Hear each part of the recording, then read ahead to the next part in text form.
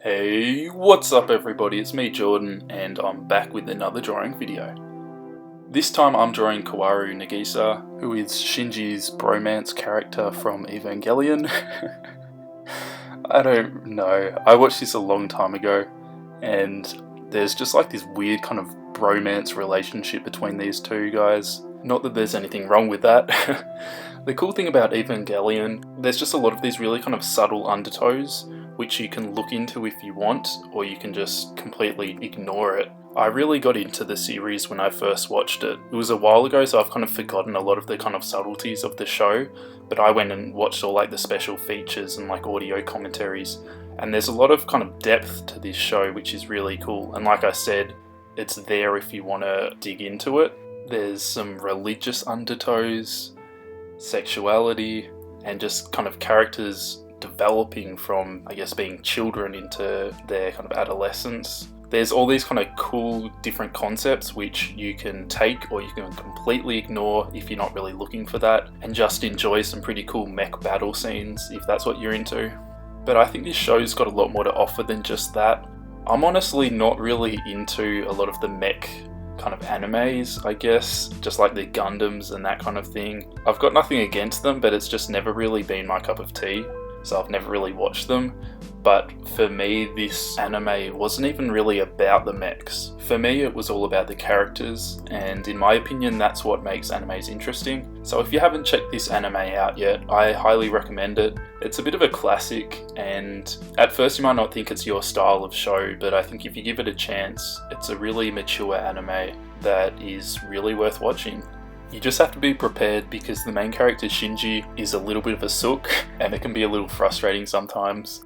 Shinji Ikari, you will be the pilot. But that's crazy! Why are you doing this? Just do it! But I think it's worth it anyway. I'm being a little bit harsh against poor Shinji. He's only 14 years old and he's getting forced to put his life on the line fighting against these massive monsters. So I think in that situation, I'd probably be a sook as well, or at least complain a lot about it. So check it out and let me know in the comments if you've seen it and what you thought of it. Because maybe I'm just looking into it way too much, and it really is just a show about mechs. I should probably talk a little bit about the drawing process, because this is kind of turning into an anime review video, not a drawing video. What I'm doing at the moment is basically just putting down a base coat with the Copics, and that's kind of in preparation for when I go in afterwards with my Prismacolour pencils. So I'm not too worried about it being a bit rough at the moment and the blending not being perfect, because that's all an easy fix. My drawings always go through like an ugly stage, and that's pretty much right about now. It's all looking pretty terrible at the moment, but I've been doing a lot of these, so I kind of just trust myself that it's gonna come together, and sometimes it takes a while to bring it all together, and I'm thinking that it's all just gonna be a big, big failure. So don't give up on your drawings halfway through if it's looking terrible, because if I did that every time my drawing's looking bad, I wouldn't finish any of them. It's just part of the drawing process. I think this kind of happens to most artists, unless there's some kind of insanely talented freaks out there whose drawings look good start to finish, and I'm definitely not one of them, so I just have to stick it out and kind of just trust in myself. Just believe in myself!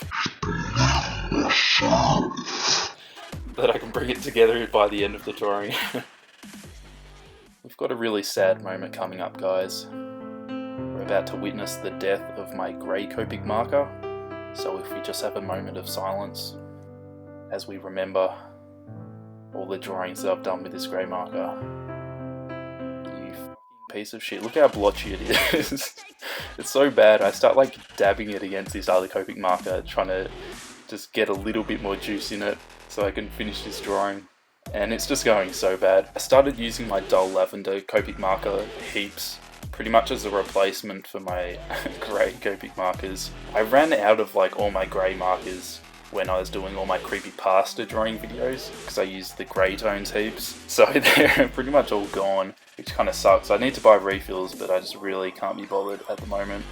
So now you can see I'm going back in with the Prismacolours and just fixing up all the grey tones. It makes it look so much better. On one hand, it's been really annoying that I've run out of all my grey tones because you can use them in so many different drawings, but on the other hand, it's actually been kind of cool because it's almost forced me to try different colours, which normally I wouldn't do. So I've had to have brought in some of the really light blues and then the really pale purples and that kind of thing because I don't really have the greys anymore, and it's kind of just forced me to be more creative, I guess, with my colour choice. I guess I just want to quickly mention, because I get a lot of people asking all the time, like what colours I recommend getting and like what colours I use for the skin and all that kind of stuff. Again, like I've said this a lot, but I understand there's new people who've come to my videos and haven't seen my old ones where I kind of explain why I don't tell you guys what colours I use. I just think you'll learn so much more at trying to figure out that stuff yourself than just being told by someone. You kind of just internalize it more when you actually experiment and try things firsthand than just finding a list of what Copics I use for skin colours and that kind of thing. I've made so many mistakes when it comes to colouring, using the wrong colours, blending too much, trying to do too many layers, all these different things. I've made countless mistakes doing it, but I think that's where I learn the most. I mean, if you stuff up a drawing so bad, you guarantee that you're not going to forget the lessons that you learned from that and apply it next time. An example of this, I started this Black Butler drawing ages ago, and the inking video is actually on YouTube. You can find that. It's one of my older ones. I don't know if I narrated that or not. Probably not. But that was when I first started using this paper, which I use now, and I didn't realise that I drew on the back of the paper, because apparently it mattered which side you drew on. So when I started trying to colour it, it just didn't blend at all. So I never ended up releasing the colouring video because I only started doing the skin and then realised it just wasn't working. So I definitely learnt the hard way, but you can bet I'm never going to draw on the wrong side of these pages again. I decided to put these hexagon shapes in the background, and I thought it just kind of gave it a cool kind of futuristic, spacey kind of look. I don't know why, but I just thought it looked cool and it was a bit more interesting than just having like nothing in the background or like dots or something. I just thought the hexagons kind of fitted with the theme a bit more. And I decided to go with two different colours. I went with like the pinky red, which was the same colour that I did his eyes, and then I did the blue ones, which kind of just matched his suit a bit.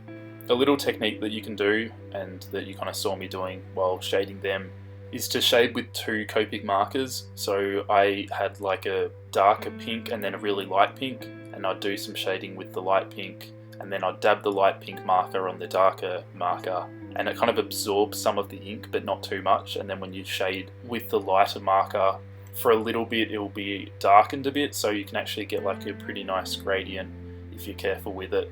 You don't want to go like too overboard with this because you can kind of mess up your markers a little bit, so just be kind of careful with that. But it's just a cool technique to use sometimes, especially if you don't have heaps of colours, because if you had like the full set of Copics, you wouldn't really need to do this because you could just choose like an in-between tone, so you can get all of the colour gradation, I guess. But if you don't have that, you can just try this technique and it kind of helps with the blending a little bit. At the end of my drawings, before I add the white highlights, I like to add some soft pastel, and I always get a few people asking what I'm doing because it's kind of hard to see, especially when it's sped up. It just looks like I'm doing something weird.